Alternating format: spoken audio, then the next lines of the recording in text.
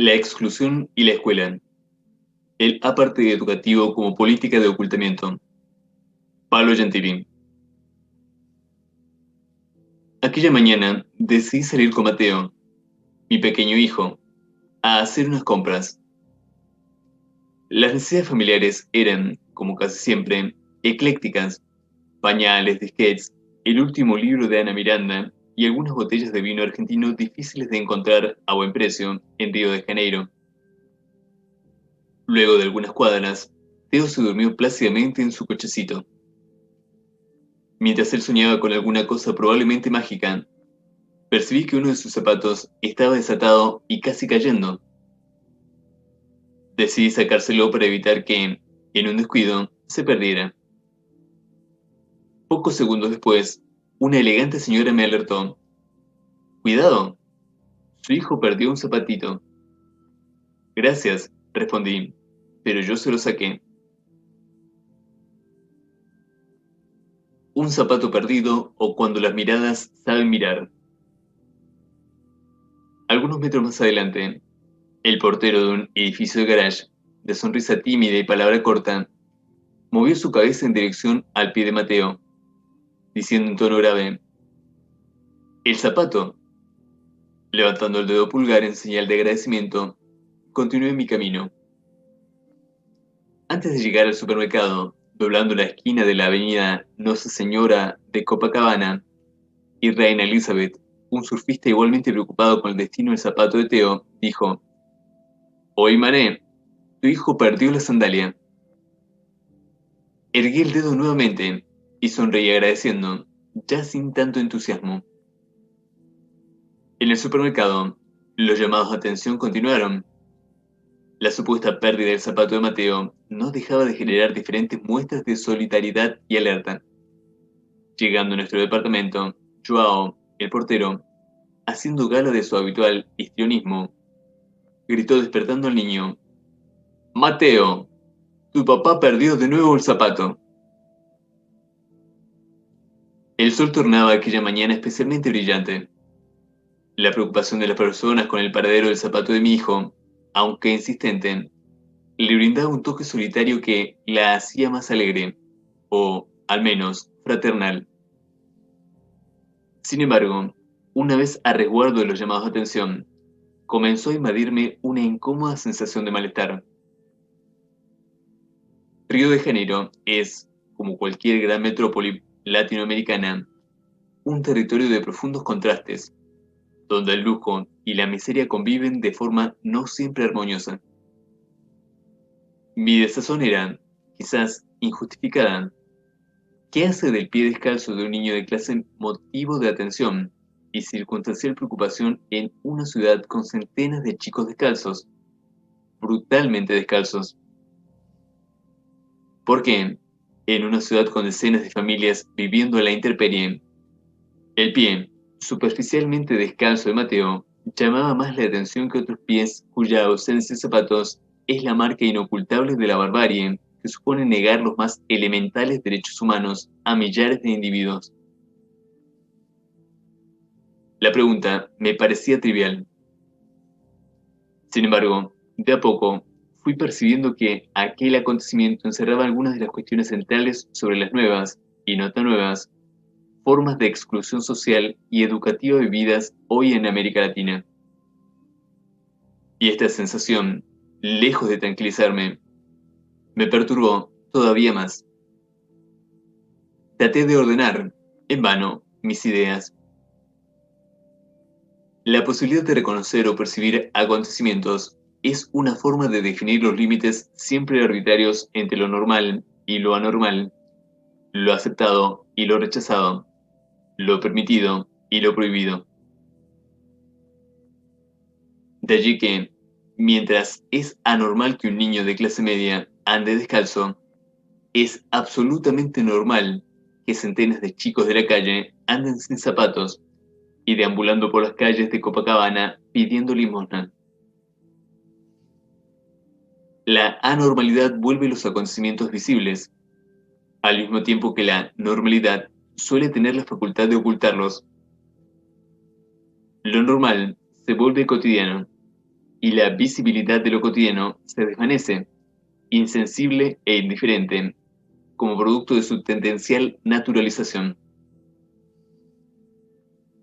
En nuestras sociedades fragmentadas, los efectos de la concentración de riquezas y la ampliación de miserias se diluyen ante la percepción cotidiana, no solo como consecuencia de la frivolidad discursiva de los medios de comunicación de masas, con su inagotable capacidad de banalizar lo importante y sacralizar lo trivial, sino también por la propia fuerza que adquiere todo aquello que se torna cotidiano, o sea, normal. Expresando sin tantos rodeos, lo que pretendo decir es que, hoy, en nuestras sociedades dualizadas, la exclusión es invisible a los ojos. Ciertamente, la invisibilidad es la marca más visible de los procesos de exclusión en este milenio que comienza. La exclusión y sus efectos están ahí. Son evidencias crueles y brutales que nos enseñan las esquinas, que comentan los diarios, que exhiben las pantallas. Sin embargo, la exclusión parece haber perdido poder para producir espanto e indignación en una buena parte de la sociedad. En los otros y en nosotros. La anormalidad vuelve los acontecimientos visibles, al mismo tiempo que la normalidad suele tener la facultad de ocultarlos. La selectividad de la mirada cotidiana es implacable. Dos pies descalzos no son dos pies descalzos. Uno es un pie que perdió el zapato, el otro es un pie que simplemente no existe. Nunca existió ni existirá. Uno es el pie de un niño, el otro es el pie de nadie. La exclusión se normaliza y, al hacerlo, se naturaliza. Desaparece como problema para volverse solo un dato que, en su trivialidad, nos acostumbra a su presencia. Dato que nos produce una indignación tan efímera como lo es el recuerdo de la estadística que informa el porcentaje de individuos que viven por debajo de la línea de pobreza. En Brasil, hoy, casi un tercio de la población, cerca de 50 millones de personas, vive en la indigencia. Tiene un ingreso mensual inferior a $32 y no consume el mínimo de calorías diarias recomendada por la Organización Mundial de la Salud. Según datos recientes de la CEPAL, año 2000, en América Latina existen 220 millones de pobres. Más de la mitad de ellos son niños, niñas y jóvenes. Peor aún, más de la mitad del total de niños, niñas y jóvenes existentes en la región son pobres. De tal forma, tener menos de 2 años y no ser pobre en América Latina es una cuestión de suerte. Casi el 60% de la población en ese grupo de edad lo es. El mapa de la pobreza latinoamericana contrasta con una brutal concentración de la riqueza que hacen de esta la región más injusta del planeta. Datos que, en rigor, a todos le importan, pero que casi nadie recuerda. Datos que a todos indignan, pero que rápido se desvanecen. En nuestras sociedades fragmentadas, los excluidos deben acostumbrarse a la exclusión.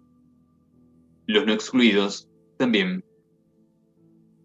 Así, la exclusión se desvanece en el silencio de los que la sufren y en el de los que la ignoran o la temen. De cierta forma, debemos al miedo el mérito de recordarnos diariamente la existencia de la exclusión. El miedo a los efectos de la pobreza, de la marginalidad. El miedo a los efectos que produce el hambre, la desesperación o, simplemente, el desencanto. La selectividad de la mirada temerosa es implacable. Dos pies descalzos no son dos pies descalzos. Uno es el pie de un niño, el otro, el pie de una amenaza. La mirada insegura es blanca, el pie de nadie, el que amenaza, negro. Sin embargo, el miedo no nos hace ver la exclusión. El miedo solo nos conduce a temerla, y el temor es siempre, de una u otra forma, aliado del olvido, del silencio. El miedo, aquí en el sur, es casi siempre un subproducto de la violencia. Una violencia cuya vocación es ocultarse, volverse invisible a los ojos de las que la sufren, o presentarse de forma edulcorada en los discursos de las élites que la producen. Piñero, 1998. La selectividad de la mirada desmemoriada es implacable. Dos pies descalzos no son dos pies descalzos en Río de Janeiro. Uno es el pie de un niño, el otro es un obstáculo. La mirada normalizadora. De cierta forma, la normalización de la exclusión comienza a producirse cuando descubrimos que, al final de cuentas, en una buena parte del mundo hay más excluidos que incluidos. En materia teórica, esto trae consigo un sinnúmero de problemas analíticos. Ningún concepto es bueno cuando se lo usa para definir tantas cosas al mismo tiempo. Excluidos, los hay y por todas partes. Pobres, desempleados, inempleables, sin techos, mujeres, jóvenes, sin tierra, ancianos, ancianas, negros, negras, personas con necesidades especiales, inmigrantes, analfabetos, analfabetas, indios, indias, niños, niñas de la calle. La suma de las minorías acaba siendo la inmensa mayoría. Y ser mayoría tiene su costo. La transparencia. La sociología de la exclusión acaba consagrando tantas situaciones bajo su óptica que lo que va quedando excluido del concepto de exclusión es, hoy en día, un sector bastante reducido de la población. Tal como afirma el sociólogo francés Robert Castel, 1907, podemos reconocer tres formas cualitativamente diferenciadas de exclusión. Por un lado, la supresión completa de una comunidad mediante prácticas de expulsión o exterminio. Es el caso de la colonización española y portuguesa en América, del holocausto perpetrado por el régimen nazi y de las luchas interétnicas que acaban con la vida de millares de personas en el continente africano. También, la marca imborrable de una historia de desapariciones, impunidad y olvido jurídicamente decretado que nos han impuesto dictaduras bestiales y gobiernos civiles irresponsables en estas, al parecer, insignificantes republiquetas del sur. Por otro, la exclusión como mecanismo de confinamiento o reclusión es el destino asignado antiguamente a los leprosos y, en nuestras sociedades modernas, a los niños delincuentes, a los indigentes y a los locos confinados en asilos, a los delincuentes escondidos en instituciones especiales o a los ancianos recluidos en hogares geriátricos de dudoso origen y tenebroso destino. Las prisiones son también un buen ejemplo de este tipo de dispositivo de exclusión. Finalmente, la tercera modalidad de práctica excluyente consiste en segregar incluyendo, esto es, atribuir un estatus especial a determinada clase de individuos, los cuales no son ni exterminados físicamente ni recluidos en instituciones especiales. Es el caso de los sin techo, de los inempleables, de los niños que deambulan abandonados por nuestras ciudades, de una buena parte de la población negra y de los inmigrantes clandestinos. Esta forma de exclusión significa aceptar que determinados individuos están dotados de las condiciones necesarias como para convivir con los incluidos, solo que en una condición interiorizada, subalterna, desjerarquizada. Son los subciudadanos los que participan de la vida social sin los derechos de aquellos que sí poseen las cualidades necesarias para una vivencia activa y plena en los asuntos de la comunidad. Es obvio que así como las dos primeras formas de exclusión no han desaparecido. La tercera ha ido creciendo y ampliándose con fuerza temeraria. Castell, 1997.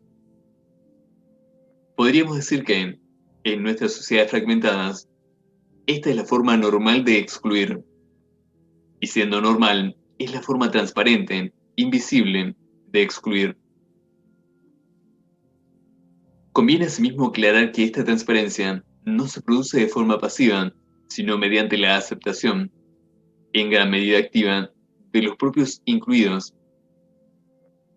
La naturalización del infortunio vivido, por muchos, nunca es producto de causas naturales. Se trata de una construcción histórica, ideológica, discursiva, moral.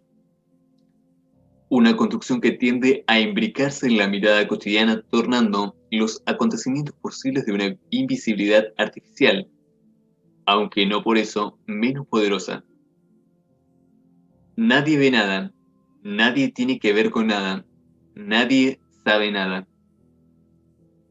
El silencio todo lo invade, y cuando las cosas se ven, cuando se tornan inexcusables, cuando todos saben todo y nadie dice nada, la mirada cotidiana las vuelve ajenas, las aliena.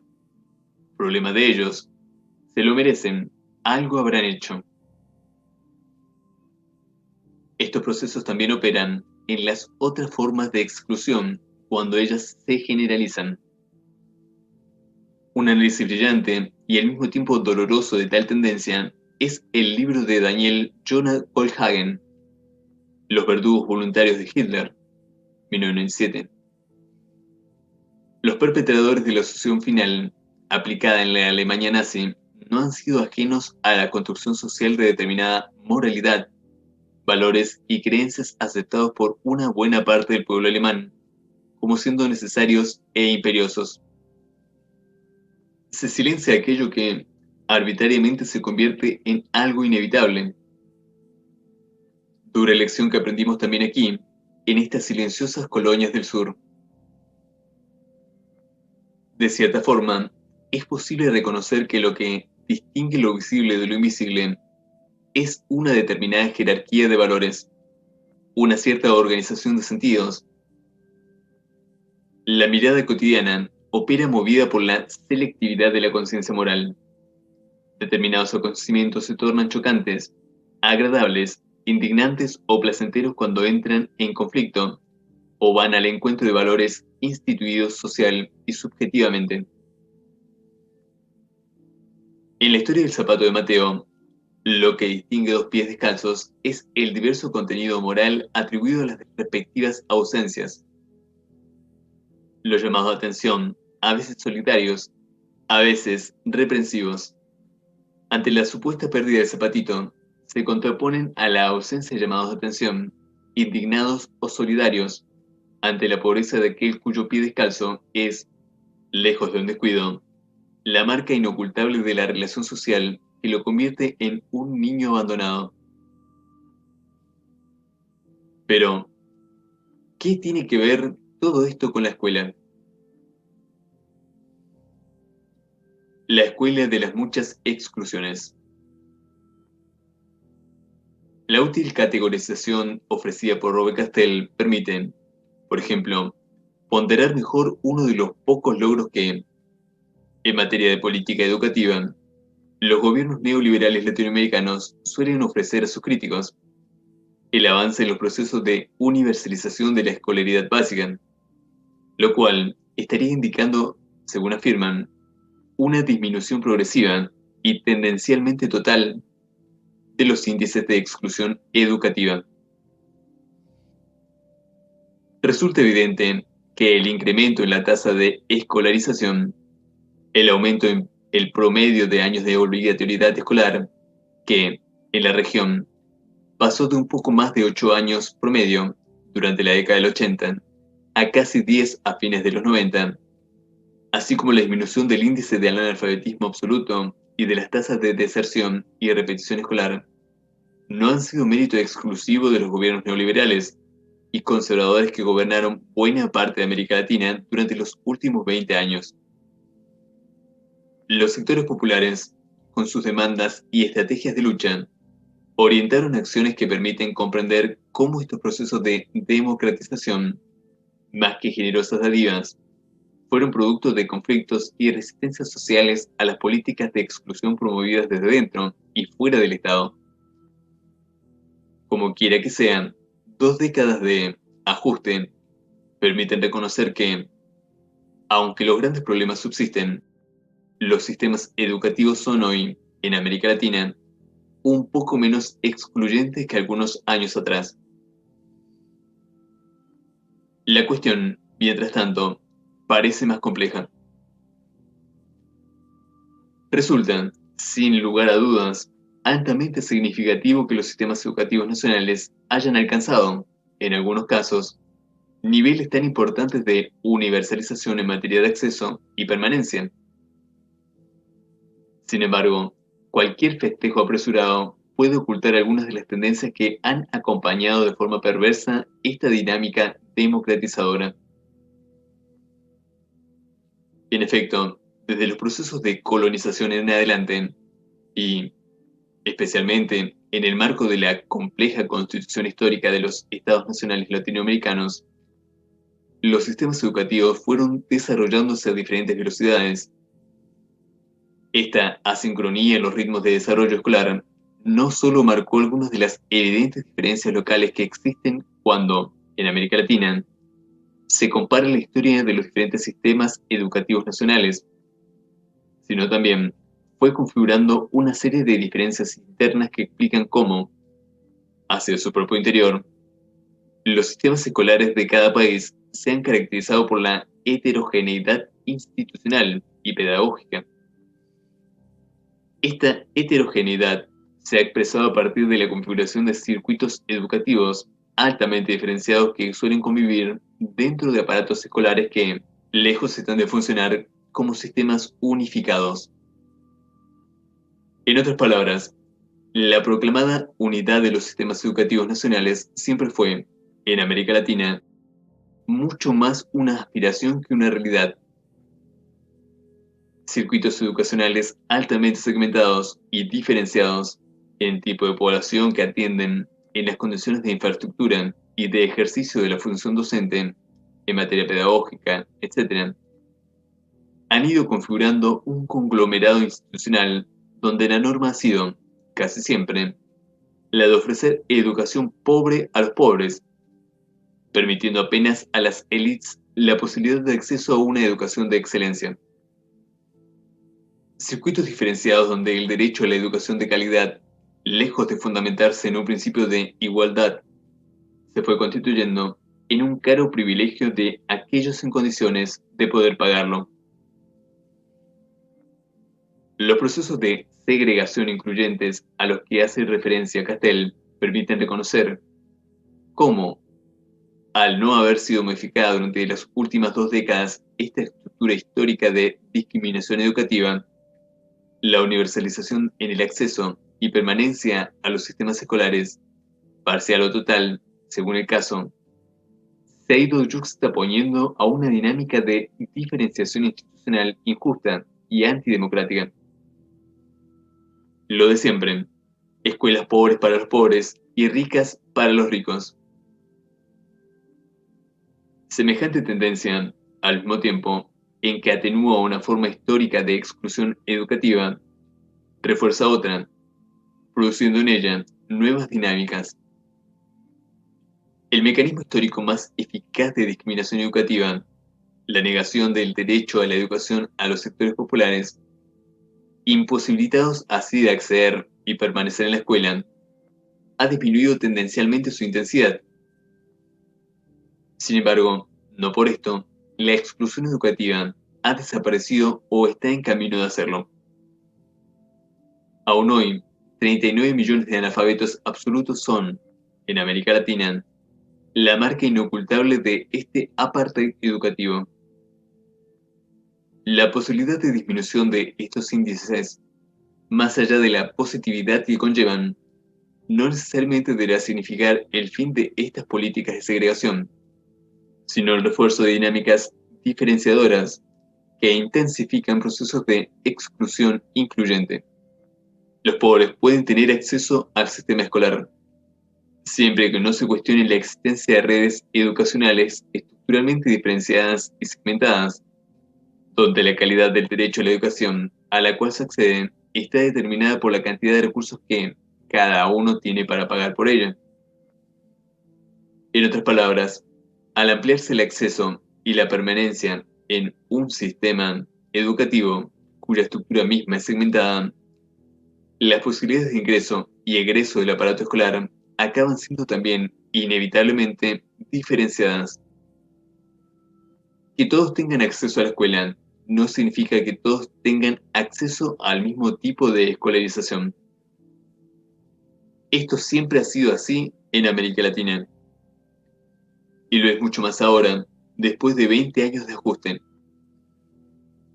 El debilitamiento de los obstáculos que frenaban el acceso a la escuela no ha significado, por lo tanto, el fin de las barreras discriminatorias, sino su desplazamiento hacia el interior de la propia institución escolar.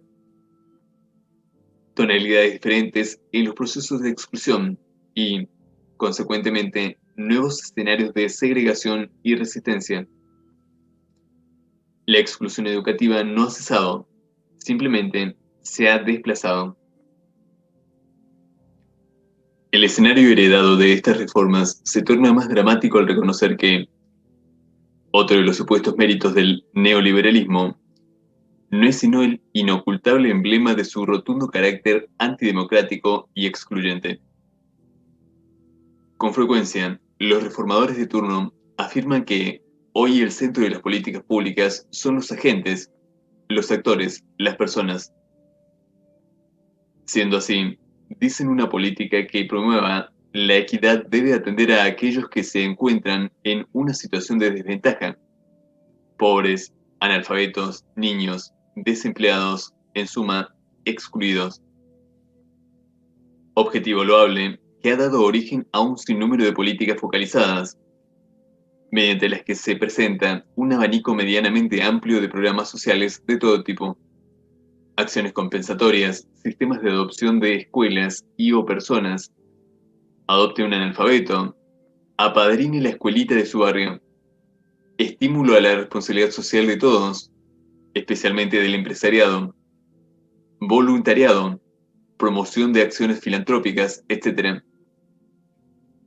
La profusión de propuestas y la histérica gritería de que destaca sus loas suele dar la impresión que los pobres, aunque sean cada vez más pobres, al menos tienen alguien que se acuerda de ellos. Que el 2001 haya sido declarado el Año Internacional del Voluntario, sin lugar a dudas, permitió la difusión de una amplia gama de discursos que enaltecen el altruismo y la generosidad como estrategias de lucha contra la pobreza y sus efectos colaterales. Sea amigo de los pobres, pasó a ser la consigna del momento en la avalancha de mensajes disparados por el marketing social de empresas y gobiernos, ahora sensibilizados por el dolor, el tamaño, la forma y el olor de la miseria.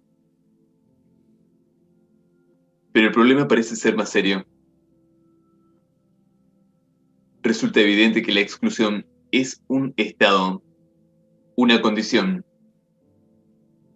Sin embargo, el estado de exclusión no explica por sí mismo las razones que lo producen. Un analfabeto, por ejemplo, está excluido. La condición de analfabeto nos aporta elementos para saber dónde ese individuo se encuentra socialmente, aunque no por qué se encuentra ahí.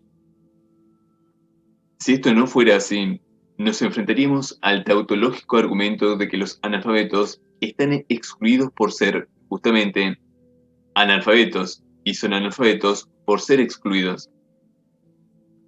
Para evitar semejante reduccionismo, resulta evidente que existe una diferencia entre la condición del excluido, un estado, y las dinámicas de exclusión, un proceso. De tal forma, no toda acción tendiente a acabar con el analfabetismo supone acabar con las causas que producen los procesos de exclusión educativa de millones de individuos, uno de cuyos indicadores es el número de analfabetos existentes en un determinado momento histórico. Asimismo, tal como afirmábamos, la disminución del número de niños que abandonan la escuela no es, por sí solo, un dato que permita festejar el fin de la exclusión escolar. La condición de excluido es el resultado de un proceso de producción social de múltiples formas y modalidades de exclusión. Como proceso, como relación social, la exclusión no desaparece porque se acatan sus efectos, sino sus causas. Y, para seguir con nuestro ejemplo, la causa del analfabetismo no son los analfabetos. Por esto, las políticas que, preocupadas aparentemente por la gente, desarrollan programas focalizados para atender a los pobres, aunque tengan efectos compensatorios de mayor o menor alcance, no impiden, bloquean o limitan la producción de nuevas exclusiones y, consecuentemente, de nuevos excluidos a ser atendidos por otros programas sociales en el futuro. La consolidación de una sociedad democrática depende no solo de la existencia de programas para atender a los pobres, sino de políticas orientadas a acabar con los procesos que crean, multiplican, producen socialmente la pobreza. 2 décadas de ajuste en el campo educativo demuestran el corto alcance de una serie de acciones focalizadas que, lejos de resolver el brutal apartheid educativo sufrido por los sectores populares, volvió la pobreza más adulcorada gracias al efecto redentor del neofilantropismo empresarial y gubernamental. Una pobreza que, al ser atada con sensibilidad y responsabilidad social, acabó por parecer más tenue, menos dramática, menos importante o incómoda. Una pobreza desprocesualizada, sin relaciones, sin vínculos. Una pobreza privada, cuya única causa y origen son los propios pobres, los excluidos. Eso, una pobreza pobre, pero, gracias a la acción generosa y voluntaria de todos, no tan grave. La exclusión y el silencio. Sin embargo, el problema más grave quizás no sea que, en América Latina, el proceso histórico de exclusión educativa durante estos últimos 20 años no haya disminuido su intensidad. La cuestión central reside, creo yo, en que nos hemos acostumbrado a esto. Reconocemos explícita o implícitamente, por acción u omisión, que la desigualdad, los derechos y la justicia social son meros artificios discursivos en una sociedad donde no hay lugar para todos, donde los beneficios de la acumulación de riqueza se concentran haciendo de esta la región más desigual del planeta. Escuela para todos, sí, pero derecho a la educación para pocos. No se trata de algo nuevo, es verdad. Aunque lo nuevo parecería ser que nadie se indigna porque esto ocurra, que los poderosos ya ni siquiera prometen que esto no volverá a suceder. El horror ante la barbarie se ha vuelto tenue, una débil queja que se deshace ante el poder omnímodo del individualismo oportunista. ¿Para qué embarcarse en una quijotesca e inútil acción a favor de los que nada tienen? Lo peor no es que el apartheid educativo continúe existiendo y se haya vuelto más complejo. Lo peor es que parezca inevitable. La historia del zapato de Mateo, en su trivialidad e irrelevancia, sintetiza una cuestión que quizá sea insoslayable en toda reflexión sobre la relación entre la exclusión y la escuela. ¿En qué medida la práctica educativa contribuye a tornar visibles o invisibles los procesos sociales a partir de los cuales determinados individuos son sometidos a brutales condiciones de pobreza y marginalidad? ¿Cuál es el papel de las instituciones escolares en la formación de una mirada que nos ayuda, por ejemplo, a comprender o a desconsiderar los procesos que operan cuando la exclusión se normaliza, cuando se vuelve cotidiana, perdiendo poder para producir espanto? La exigencia de que Auschwitz no se repita, afirmó cierta vez Teodor Adorno, es la primera de todas para la educación. Adorno 1919. El desafío político de la educación se resume de forma emblemática en aquella célebre frase del filósofo de Frankfurt: no hay cómo evitar la barbarie si no luchamos para transformar, limitar, destruir las condiciones sociales que la producen. El silencio, la atenuación, el ocultamiento edulcorado de la exclusión hacen que ésta se vuelva más poderosa, más intensa, menos dramática y, por lo tanto, más efectiva. La escuela democrática debe contribuir a volver visible lo que la mirada normalizadora oculta. Debe ayudar a interrogar, a cuestionar, a comprender los factores que históricamente han contribuido a producir la barbarie que supone negar los más elementales derechos humanos y sociales a las grandes mayorías. La escuela democrática debe ser un espacio capaz de nombrar aquello que, por sí mismo, no dice su nombre, que se disfraza en los grotescos eufemismos del discurso light, apacible, anoréxico. El discurso cínico de nuestros gobiernos, de los mercaderes de la fe, del empresariado sensible y de los druidas tecnocráticos que, abuelo rasante, tratan de interpretar la realidad desde las universidades o desde los gabinetes ministeriales. Al nombrar la barbarie, la escuela realiza su pequeña, aunque fundamental, contribución política a la lucha contra la explotación, contra las condiciones históricas que hacen de las nuestras sociedades marcadas por la desigualdad, la miseria de muchos y los privilegios de pocos. Aporta a la lucha contra estas condiciones y contribuye a crear otras, posibilidad que nos permite desencantarnos del desencanto, librarnos de la resignación, recuperar o reconstruir nuestra confianza en la posibilidad de una sociedad basada en criterios de igualdad y justicia. Una sociedad donde la proclamación de la autonomía individual no cuestione los derechos y la felicidad de todos. Una sociedad donde la diferencia sea un mecanismo de construcción de nuestra autonomía y nuestras libertades, no la excusa para profundizar las desigualdades sociales, económicas y políticas. Esa es la escuela democrática donde se construye la pedagogía de la esperanza, antídoto limitado aunque necesario contra la pedagogía de la exclusión que nos imponen desde arriba y que, víctimas del desencanto o del realismo cínico, acabamos reproduciendo desde abajo.